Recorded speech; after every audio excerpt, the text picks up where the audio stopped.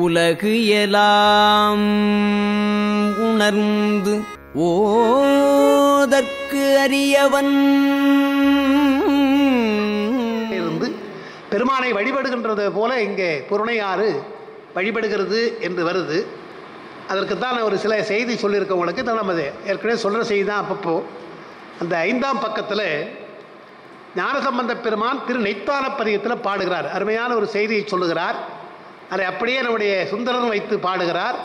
அதே தான் சேக்கிழாரை வைத்து பாடுறார். ஏன்னா ஞானசம்பந்தர் சொன்னது அப்படியே சுந்தரன் எடுத்து சொல்கிறார். 2 பேரும் சொன்னதுனால சேக்கிழாரும் சொல்லுகிறார். அது நல்ல வாய்ப்பாக இருக்குது. நுகர் ஆரமொடு ஏலம் மணி செம்பொன் நுரை உந்தி பகரா வரு புனல் காவிரி பரவி பணிந்து ஏத்தும் நெய்த்தானம். காவிரி நெய்த்தானத்தில் போகின்றதான். அது போகிற பொழுது வழிபாடு செய்கிறதுன்றார். எப்படி வழிபாடு செய்கிறதுன்னு எழுதுறார். நுகர் ஆரமொடு ஏலம். ஆரம் என்றால் சந்தனம். ஏலம் நமக்கு தெரியும், வாசனை உள்ள மலர்கள். மணி செம்பொன் நுரை உந்தி இவற்றையெல்லாம் நுரையோடு சேர்த்து அந்த காவிரி வெளியிலே தள்ளுகிறதாம். ஏன்னா 2 பக்கத்திலும் சிவாலயம் இருக்கிறது. தள்ளி பகரா வரு புனல். பகரா வரு புனல் என்றால் அது அந்த காவிரியாறு போகிற பொழுது ஒரு ஓசை கேட்கிறது. ஓசை கேட்கிற பொழுது அது தோத்திரம் போல பூக்களை எல்லாம் தூவி மணி பொன் இவற்றையெல்லாம் இறைத்து ஓசையினாலே தோத்திரம் செய்வது போல பகரா என்றால் பகர்ந்து அர்த்தம் சொல்லி வரு புனல் காவிரி பரவி பணிந்து ஏத்துகிறது என்று காவிரி ஆற்ற சொல்றார். என்றால் நமக்கு தெரியும் காவிரியினுடைய 2 கரையும் வடகரை தென்கரை 2லுமே நமக்கு திருத்தலங்கள் உண்டு என்று தெரியும்.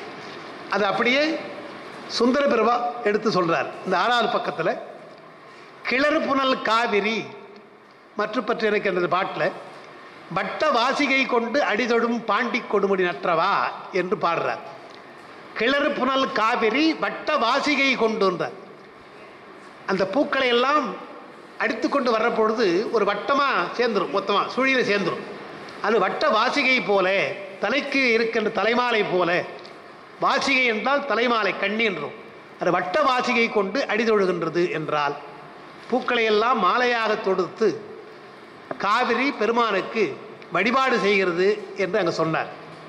இந்த 2 சொன்னதுனால சேக்கிழார் நமக்கு தெரியும் பெரிய புராணத்தில் திருமுறைகளில் என்ன சொல்லப்பட்டிருக்கிறதோ அதை அப்படியே எடுத்து சொல்லுவார். அரிய செய்திகளை எடுத்து சொல்லுவார். ஒரு உதாரணம் சொல்லலாம்.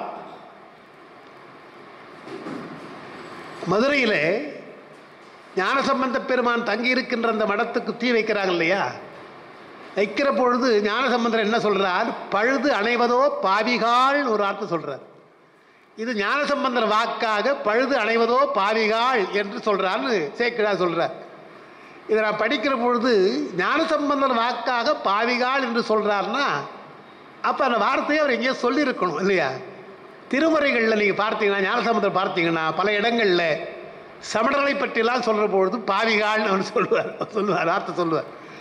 அப்போ அவர்களை பாவிகாள் அவர் சொன்னதுனால இதை இங்கே சொல்லலாம் என்று சேக்கிழார் எடுக்கிறார். அவருடைய வாக்கில் சமணரை பற்றி அப்படி தூற்றி சொல்லுகிறார், கடிந்து சொல்லுகிறார் என்று வருவதால் அந்த சொல்லி நாம் சொல்லலாம் என்று தான் சொல்கிறார். அதுபோல் ரொம்ப ஜாக்கிரதையாக செய்வார்.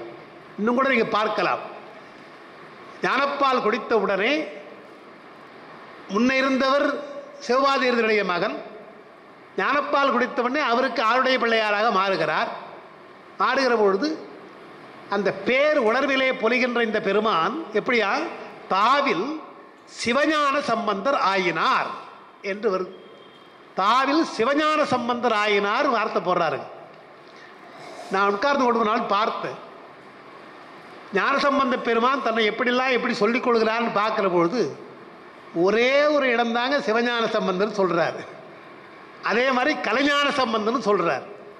இந்த கலைஞான சம்பந்தர் என்றும் சிவஞான சம்பந்தர் என்றும் தன்னை சொல்லிக் கொள்வதாலே அந்த வார்த்தையை அப்படியே எடுக்கிறார். அப்படிதான் எப்படி அவங்க படிச்சிருக்காங்க சேக்கிழார் அவருக்கு இருந்த அமைச்சர் வேலையில் எப்படி அவங்க படித்திருக்கிறாங்கன்னு பார்த்தோம்னா ரொம்ப ஆச்சரியமாக இருக்குது. அப்போ சிவஞானம் என்ற அந்த வார்த்தை இருப்பதாலே அவரை சிவஞான சம்பந்தர் ஆயினார் என்று சொல்லி உணர்வறிய கலைஞானம் என்றும் மெஞ்ஞானம் என்று அங்கே சொல்கிறார் இல்லையா, ஓமையலா கலைஞானம் என்று, அதெல்லாம் அவர் அவருடைய வாக்காகவே சொல்லுகிறார்னு பார்க்கும். அதனால் இங்கே நீங்கள் பார்த்தீங்கன்னா காவிரி என்பது பாய்கிறது, இரண்டு பக்கம் சிவாலயம் இருப்பதாலே ஞானசம்பந்தர் அப்படி பாடியிருக்கிறார், சுந்தரரும் பாடியிருக்கிறார். அந்த காவிரி தொழுவது போல அது போகிறது என்று பாடுறார் என்பதாலே அப்படியே எடுக்கிறார், அதே பாடுறார். பம்புலா மலர் நீரால் வழிபட்டு, பம்பு உலா நீரால் வழிபட்டு. பம்பு என்றால் புதுமைன்னு அர்த்தம். நமக்கு பூஜை செய்கிற பொழுது தண்ணீரை புதிய தண்ணீராக எடுக்க வேண்டும். அப்பா நான் இங்கே இருந்த பொழுது அவங்க சொன்னாலும் ஞாபகம் வருது.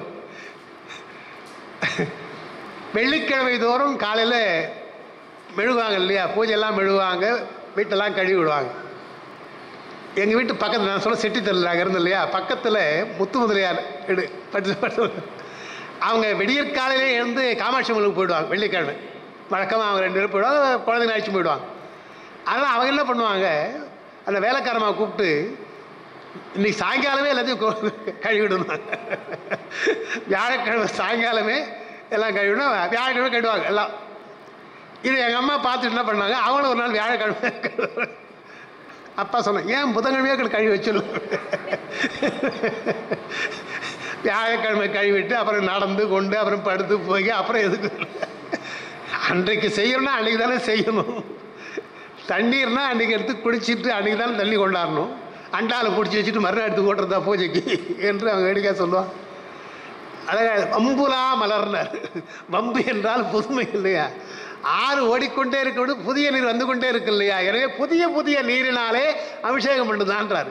அப்போ காவிரியை சொல்ற மாதிரி பூசை மரபு சொல்லிட்டார் நமக்கு சேர்க்கிறார். நீங்க அதை பார்க்கணும் இல்லையா, நீ பூஜை பண்ணனா சேர்த்து வச்சிருக்கா தண்ணியே, புதிய தண்ணீரை கொண்டு வா.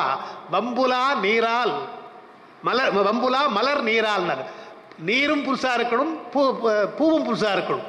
வம்புலா மலர் நீர் ரெண்டுமே புதுசாக, அதனால் வழிபட்டு செம்பொன் வார்கரை எண்ணில் சிவாலயத்து எம்பிரானை இறைஞ்சலின் ஈரும் பொன்னி உம்பர் நாயகருக்கு அன்பரும் ஒக்குமால். காவிரி எதுபோல என்றால் உம்பர் நாயகராக இருக்கின்ற பெருமானுக்கு தொண்டராக இருக்கின்ற அன்பர்கள் எல்லாம் பூஜை செய்கிறார்களே நாள்தோறும், புதிய மலரை எடுத்து புதிய தண்ணீரை எடுத்து பூஜை செய்கிறார்கள் அல்லவா, அதுபோல காவிரி பூஜை செய்கிறது என்றால் மற்ற ஆறுகளுக்கெல்லாம் இல்லாத ஒரு பெருமை காவிரிக்கு உண்டு. எல்லாருக்கும் சிறப்பு தான், ஆனால் காவிரிக்குத்தான் 2 கரையிலும் நிறைய சிவாலயங்கள் இருக்கின்றன என்று, அதுதான் அந்த காவிரியை நம்ம சிறப்பாக நம்ம சொல்லுவோம் பார்க்குறோம். இதுதான் நான் சொல்கிறார், உம்பநாயகருக்கு அன்பர் ஒக்குமால் என்று வருது. அது அந்த பாட்டு, அது இன்னைக்கு 41வது பாட்டு முடிஞ்சு. அப்புறம் 42வது பாடல் அந்த புறணையாறு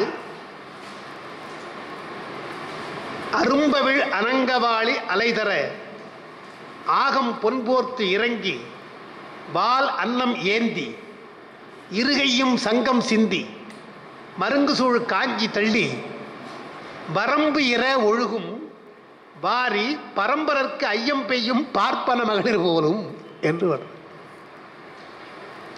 அந்த தாருகாவன முனிவர்கள் எழுதியிருப்பேன், உங்களுக்கு அந்த குறிப்பில் எழுதியிருப்பேன். தாருகாவனத்து முனிவன்னிகள் போன்றது என்று அந்த பாட்டில் பெருமானை வழிபடுகின்ற தொண்டரை போல இருக்குன்னு சொல்லிட்டு அடுத்த பாட்டை தாருகாவன முனிவர்களை சொல்றார். தாருகாவன முனிவர்களை பற்றி நமக்கு தெரியும், அவர்கள் கர்மகாண்டிகை, வேதத்தை உடன்பட்டு ஞானகாண்டத்தை ஏற்றுக்கொள்ளாமல் கடவுளை ஏற்றுக்கொள்ளாமல் கர்மமே சிறந்தது, கர்மமே உங்களுக்கு பலன் தரும் என்கின்ற கர்மகாண்டிகை. நம்ம சைவ சித்தாந்தம் படிக்கிற பொழுது அவளை பற்றி சொல்லியிருக்கிறோம். பொதுவாக நாம் சொல்லுவோம் மீமாம்சகர்களை. மீமாம்சகர்கள் யார் என்று சொன்னால் கர்மமே பலன் தரும், கடவுள் வேண்டாம் என்கின்றவர்கள். எனவே கர்மமே பலன் தரும் என்பதனாலே அவர்கள் கர்ம பிரம்மவாதிகள், கடவுள் வேண்டாம் என்றதுனால கர்ம பிரம்மவாதிகள். வேதத்தில் ஞானகாண்டம் உபாசன காண்டம் வேண்டாம், கர்மகாண்டம் போதும் என்று சொல்வதாலே கர்மகாண்டிகள். இதைத்தான் நம்முடைய தாய்மானரும் பாடுவார். பண்டையுள்ள கர்மமே கர்த்தா எனும் பட்சம் நான் இச்சிப்பனோ என்று பாடுறார். பெருமான்கிட்ட கேட்குற பொழுது, பெருமானே நான் உன்னை கேட்டால் நீ செய்த கர்மம்ப்பா, அது அனுபவிக்கு தான் வேணும்னு எங்களுக்கு பதில் சொல்கிற, அப்போ உனக்கும் அவளுக்கும் என்ன வித்தியாசம்ன்றார். பண்டையுள்ள கர்மமே அவனே சொல்கிறான் இல்லையா மீமாம்சகன், நான் அவங்ககிட்டே போயிடலாமல் நான் அவங்ககிட்ட வரணும்னு கேட்குறாரு. பண்டையுள்ள கர்மமே கர்த்தான்னு சொன்னால் அதுவே பரவாயில்ல, அவன் சொல்கிறான் அதுவே பரவாயில்லையே, நீ எதற்கு இருக்கிறாய் என்னுடைய கர்மத்தை நீக்காமே என்று நயமாக பாடுறார். எனவே பண்டையுள்ள கர்மமே கர்த்தா எனும் பட்சம் நான் இச்சிப்பனோ என்பது மீமாம்சர்களை எண்ணி பாடுறது தாயுமானவர். அதுபோல் இங்கே தாருகாவன முனிவர்கள் மீமாம்சர்கள் அவர்கள் கர்மகாண்டிகள், கடவுள் இல்லை என்கிறவங்க. அது அந்த வரலாறு நமக்கு தெரியும். பெருமானை அழிப்பதற்காக பலவற்றை யாகத்தினாலே, அது அபிசார யாகம்னு சொல்லுவாங்க. உபசார யாகம் என்றால் பெருமானை பாராட்டுதல் உபசார யாகம். அபிசார யாகம் என்று சொன்னால் அவரை அழிக்க வேண்டும் என்று தீமையாக எண்ணி தீங்கு எண்ணி செய்கின்ற யாகம். அப்படி யாகம் செய்கிற பொழுது அதில் புலித்தோல் வந்தது, பாம்பு வந்தது, யானை வந்தது நம்ம பார்க்குறோம் இல்லையா. அப்போது அந்த தாருகாவன முனிவர்கள் எல்லாம் நம்ம அந்த பெண்கள் எல்லாம் தாங்கள் ரொம்ப கற்புடையவர்கள் என்று எண்ணிக்கொண்டு இருமாந்திருந்தார்கள். இந்த முனிவர்களும் அதனால் கற்புடையவர்களாக அவங்க தன்னுடைய மனைவிமாரெல்லாம் ரொம்ப கற்புடையன்றதுனால அவளுக்கு ஒரு தனியாக ஒரு பெருமிதம், ரகசியமான ஒரு கர்வம் இருந்தது. அது எப்படி வைத்துக் கொள்ளணும்னு சொன்னால் வள்ளுவர் சொல்கிறார், அது புகழ் புரிந்த இல்லிலோர்க்கு இல்லை இகழ்வார்முன் ஏறு போல் பீடு நடைன்னு ஒரு வார்த்தை சொன்னார். ஒருவனுக்கு கற்புடைய மனைவி சிறந்த மனைவியாக வாய்த்து விட்டால் நிமிர்ந்து நடக்கலாம்ன்றார். அப்படி இப்படிமா இருந்தால் நம்ம வெளியே பக்கம் தலை காட்ட முடியாதுன்றது அவர் நயமாக என்ன சொல்றார், நிமிர்ந்து நடக்கலான்றார். அதே போல் அங்கே இருக்கிற தாருகாவன முனிவர்களுக்கெல்லாம் என்ன பெருமிதம் என்றால் தங்களுடைய மனைவிமாரெல்லாம் ரொம்ப கற்பில் சிறந்தவர்கள் என்ற எண்ணம் அவர்களுக்கு அந்த எண்ணம் இருந்தது. இதை போக்குவதற்காகத்தான் பெருமான் பிச்சாரண கோலம் வந்தார் என்று நமக்கு அந்த வரலாறு நமக்கு தெரியும். அந்த விஷயத்தை எடுக்கிறார். பிச்சாரண கோலத்தினாலே அந்த தாருகாவன பெண்கள் முனிபத்தினிகள் பெருமானையினுடைய அழகிலே ஈடுபட்டு அவர்கள் வசம் இழந்தார்கள் அல்லவா, அதை சொல்றாருங்க. அதுபோல இந்த ஆறு தன்னை வசம் இழக்கிறது என்று நயமா சொல்றார். அங்க பாருங்க, அரும்பு அவிழ் அனங்க வாளி அலைதர என்ன. அனங்கம் அனங்கன், அங்கம் என்றால் உடம்பு, அனங்கம் என்றால் உடம்பில்லாதவன். மன்மதனுக்கு அனங்கன் என்று பெயர். அனங்க வாளி அலைதர என்றால் முதல்ல எப்படி வைத்துக் கொள்ளணும், அந்த வெள்ளம் புறணை ஆற்றுக்கு வைத்துக் கொள்ற பொழுது அந்த வெள்ளத்திலே மன்மதனுடைய பானமாக இருக்கின்ற 5 மலர்கள், தாவரை, அசோகம், ஒரு நீளம், குவளையெல்லாம் சொல்றோம் இல்லையா, அது போன்ற மலர்கள் எல்லாம் அங்கே மிதந்து கொண்டு போகின்றன என்று அர்த்தம். முதல்ல வெள்ளமா பார்க்கிற பொழுது மன்மதனுக்குடைய பானமாக இருக்கின்ற அந்த மலர்கள் எல்லாம் அங்கே மிதந்து போகிறது. அலைதர ஆகம் பொன்போர்த்துனர், வெள்ளம் தெரியாமல் வெறும் பூவாடையாக இருக்கிறதா. வையாற்றை பற்றி சொல்ற பொழுது புனல் ஆறு அன்று இது பூவாறு என்கிறார்களாம். பூவாடை போர்த்து வருவதாலே இது புனல் ஆறு அல்ல பூ ஆறு என்று சொல்லும்படியாக நிறைய பூக்களை போர்த்து கொண்டு போகிறது என்று வையை ஆற்றுக்கு சொல்லுவார் சிலப்பதிகாரத்தில் இளங்கோவடிகள். காவிரிக்கும் சொல்ற பொழுது நரும்பூ ஆடை அது போர்த்து நடந்தாய் வாடி காவேரி, மருங்கு வண்டு சிறந்தார்ப்ப மணிப்பூ ஆடை அது போர்த்து சொல்றார். அழகான ஆடையை போர்த்து கொண்டு செல்கிறது என்று பூக்கள் எல்லாம் ஆடை போல என்று ஆடை ஒரு நயம் சொல்வார்கள். அப்படி ஆகம் பொன் போர்த்து என்றால் பொன்போல் இருக்கின்ற நிறத்தை உடைய பூக்களை எல்லாம் போர்த்து கொண்டு செல்லுகிறது. அப்புறம் இறங்கி வால் அன்னம் ஏந்தினர். அன்னம் என்றால் பறவை, அங்க அந்த இடத்துல அன்ன பறவை வைத்துக் கொள்ளும். அன்னம் என்பது உங்களை அங்கே எழுதியிருப்பேன் நினைக்கிறேன். வால் என்றால் வெண்மை அர்த்தம். வெண்மையாக இருக்கின்ற அன்னங்கள் எல்லாம் அங்கே நீந்துகின்றன, அந்த ஆற்றிலே நீந்துகின்றன. இறங்கி வால் அன்னம் ஏந்தி இருகையும் சங்கம் சிந்தி. சங்கம் என்றால் வளை. போகின்ற பொழுது அந்த சங்கெல்லாம் சிதறுகின்றது, ஆற்றுறது சங்க சிதறுகிறது. மருங்கு சூழ் காஞ்சி தள்ளினர். காஞ்சி என்பது மரம். அங்கே இருக்கிற மரங்களில் காஞ்சி மரத்தை எல்லாம் தள்ளி கொண்டு போகிறது, வேரோடு பேர்த்து கொண்டு போகுதான் மருங்கு தள்ளி. வரம்பு இர ஒழுகும். வரம்பு இரனர், எல்லை இல்லாமல் ஆற்றுடைய கரையிலே இல்லாமல் கரையை மீறி கொண்டு போகிறது. கரை மீறி வருகின்ற வெள்ளமாக அது போகிறது. அதற்கு வரம்பு இர ஒழுகும் வாரி. வாரி என்றால் பொதுவாக கடல்னு வைத்துக் கொள்ளணும். இந்த இடத்த தண்ணீர் நிறைய கடல் போல் இருக்கின்ற பெருகிய நீர் என்று வைத்துக் கொள்ளணும். அப்போ அந்த ஆற்றுக்கு சொல்கிற பொழுது ஆறு என்றால் பூக்கள் இருக்கும், பூவே ஆடையாக அது போர்த்து கொண்டு அன்னங்கள் எல்லாம் அங்கே நீந்தி விளையாடுகின்றன. சங்கு என்று சொல்ற வளையெல்லாம் அங்கே சிதறுகின்றன. காஞ்சி என்ற மரங்களை எல்லாம் தள்ளி கொண்டு செல்லுகிறது. எல்லை இல்லாமல் கரையை மீறி கொண்டு போகிறது அப்படிங்க. இது அப்படியே அந்த முனி பத்திரிகைகள் வைத்துக்கொள்ளும் தாலுகாவன முனிவர்கள் அவளுக்கு வைத்துக் கொள்ளுற பொழுது எப்படின்னு பார்க்கணும். அங்கே அரும்பு அவள் அனங்க வாளி அலைதரன்னார். அவள் எல்லாம் மன்மதனுடைய அம்புகள் பாய்கிறது இல்லையா, 5ம் பாய்கிறதுன்றாங்க. எல்லாம் ரொம்ப நுணுக்கமாக சொல்லியிருக்கிறாங்க. 5 மலர்களை சொல்கிற பொழுது எது என்று எனக்கு எப்போ படித்தது நினைவில்லை. இப்போ தாமரை என்று போட்டான்னு சொன்னால் தாமரை போட்ட உடனே அந்த ஆடவன் மேலே ஒரு லைப்பு வருமா முதல்ல. அப்புறம் அசோகம் என்றது ஒன்று போட்டான்னு சொன்னால் ஈடுபாடு வரும். இப்படி ஒவ்வொன்றா ஒன்று வருது.